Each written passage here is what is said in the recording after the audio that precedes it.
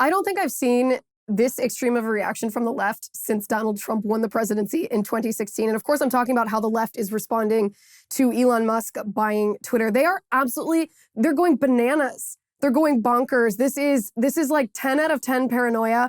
This is desperation to the extreme here.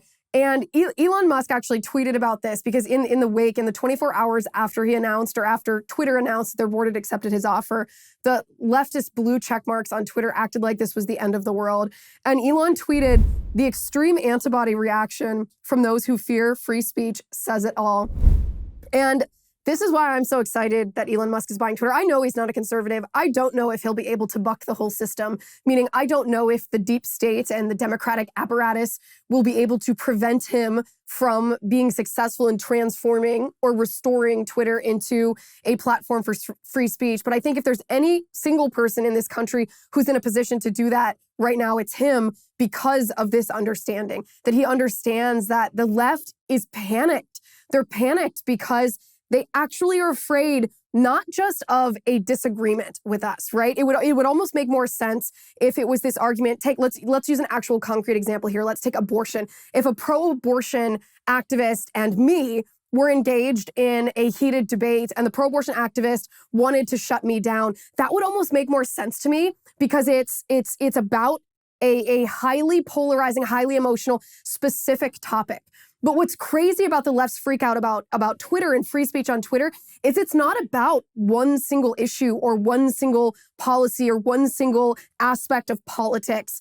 It's everything. They are freaking out just based on the fact that you and I might be able to say whatever it is that we want to say, and that they won't be able to control us by stopping us from saying what it is that we want to say. And this, my friends, speaks to just how fragile, just how thin the strength of the leftist policies and the leftist ideology is right now in our nation. They have nothing. They have absolutely nothing. They are so afraid of any criticism or any dissent, any detraction from their ideology, that they need to shut us down. And the reason for that is because all of their policies, all leftist policies, are trash when the truth is exposed.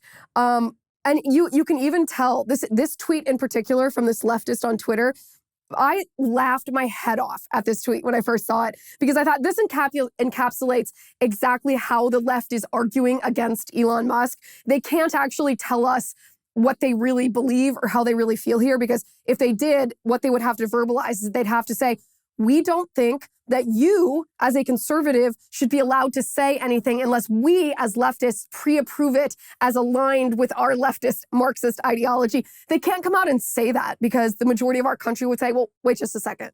That's not exactly how the foundation of our country works. So this is what they've resorted to instead. This is a guy, I've never heard of this guy. I have no idea who he is, but his handle on Twitter is Richard Hanania. And like I said, I have no idea who this guy is. This is what he tweeted. He goes, Elon Musk takes over Twitter. He's a billionaire who doesn't even have a master's degree. Is that who we are going to trust with the future of our democracy? And oh my gosh, this just slayed me when I first saw this.